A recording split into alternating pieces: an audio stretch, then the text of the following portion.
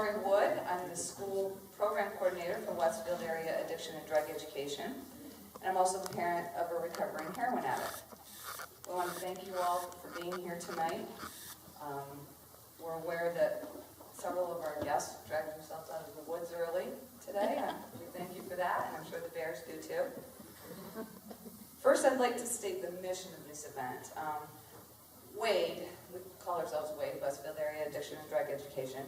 We organize this community circle for you, the concerned community, as an information sharing session. That's really what tonight is, information sharing. We feel it's important that everyone be armed with the same information as we move forward in finding solutions together. Our guest speakers tonight range from small community-driven organizations to the DA's office. They will explain what they're currently doing to fight the battle and what their limitations and hindrances are. Will we leave tonight with a solution to the problem? Not likely. If there was an easy answer, it would have already been done and we wouldn't be here tonight. But it is a start. And our main objective is to join hands and circle this problem as one. We have to be working together. We have to attack it together. And that's the only way that we can affect change. We understand that emotions are running high, but be assured there's not one person in this auditorium that's not feeling sadness, grief, fear, anger, and frustration. Finger pointing, blaming will get us nowhere. It certainly will not lead us to the changes we desperately need to make things better. So that we do have a few ground rules for tonight's meeting. We're going to allow each speaker to speak for 5-10 minutes, whatever time they need. We want them to address what they're currently working on and to also talk about what their limitations are so everyone truly understands that. Sometimes the answers seem really easy and they're not.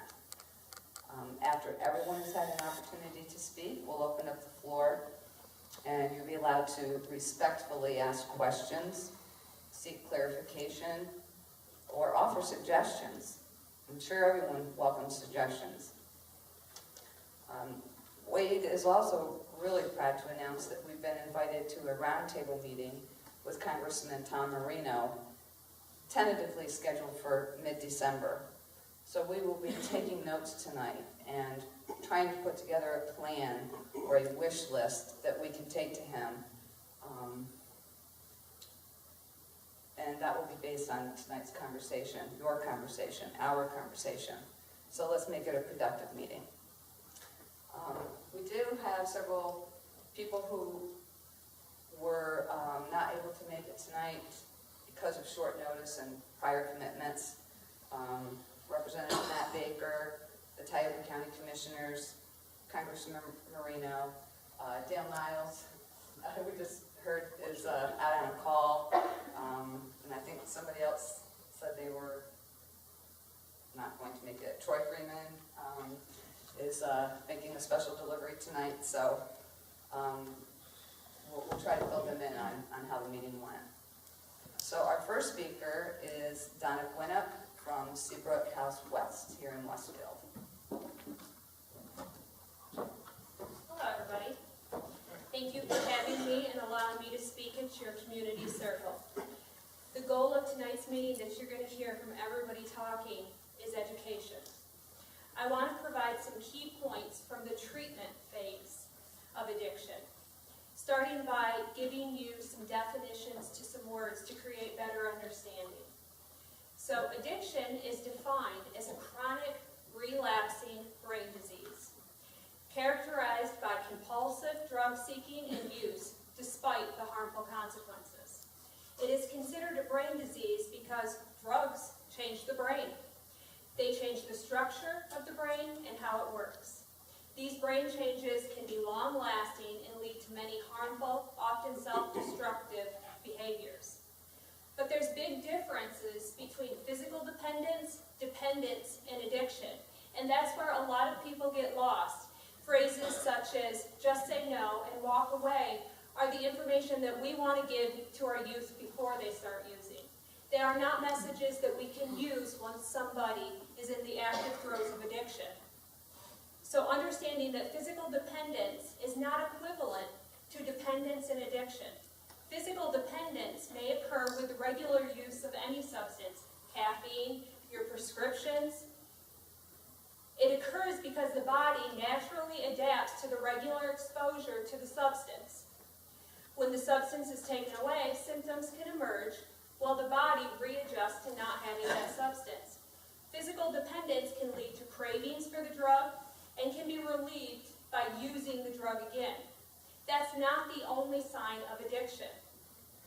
Drug dependence and addiction has to meet many different criteria. Taking the substance in larger amounts for longer periods of time, wanting to cut down or stop using the substance but not being able to manage to do so, spending a lot of time getting, using, or recovering from the use of the substance, craving and urges to use the substance, not managing to do what you should, work, home, school, because of the substance use, continuing to use even when it causes problems in your relationships, giving up important social, occupational, and recreational activities because of the substance abuse, using substances again and again, even when it puts you in danger, continuing to use even when you know that you have a physical, psychological problem, which could be caused or made worse by using the substance, needing more of the substance to get the effect that you want, otherwise known as tolerance, development of withdrawal symptoms, which can be relieved by the use of the substance. That criteria, those 11 things, are what the DSM-5, or our criteria for mental illness, use to diagnose somebody with addiction.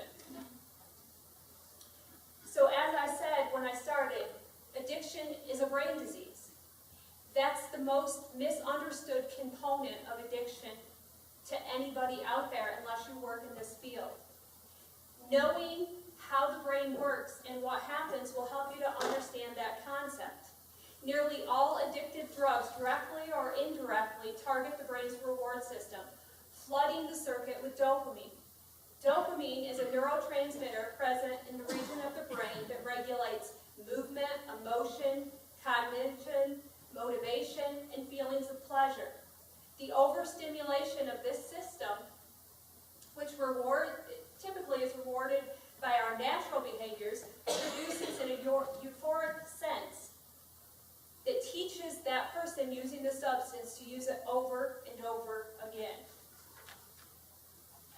So knowing that doesn't help this problem that's plaguing our community. Knowing that doesn't change what addiction is. But understanding that aspect of it helps you to understand what your role can be. So knowing that that initial decision to use drugs, that's probably voluntary. However, when addiction takes over, a person's ability to exert self-control becomes seriously impaired. Brain imaging studies show people that are addicted to drugs show physical changes in the areas of the brain that are crucial for judgment, decision-making, learning, memory, and behavior control. It's not as simple as just walking away. So you probably wonder, can addiction be treated?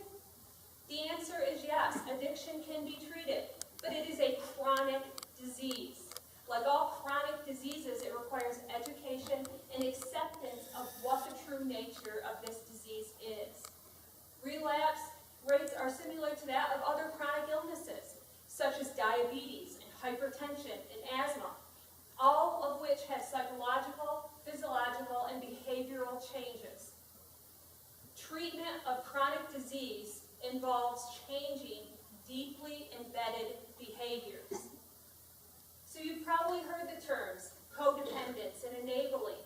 What I want you to understand when you hear the word addiction is it affects everybody. It is a family disease. The insanity of doing the same thing over and over again and expecting different results is how this becomes a family and community disease. So as I look out at all of you sitting out there tonight, I see concern, a need for assistance, and maybe even some fear. I applaud all of you for coming out here tonight to learn more about this topic. What we also need is a support group that allows all of you to have a resource to understand what you can achieve, who to turn to, and how to move forward from this point. Al-Anon is a group with that focus. Members do not give direction or advice, but instead they share personal experiences and stories and invite other members to take what they like and leave the rest behind. The best place to learn how Al-Anon works is a meeting in your local community. Personal contact is the most important element to the healing process.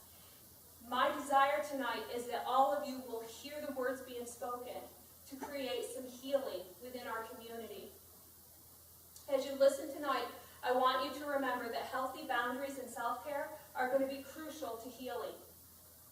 Please leave here tonight understanding that an investment and process will be different for each one of us. That as a community, we need to support each other in our strengths and our knowledge bases. Please remember that each of us can have a different role and still be working together. Let's join the fight against addiction and not crucify people who are addicted. Let's learn together and not judge those for what they are or are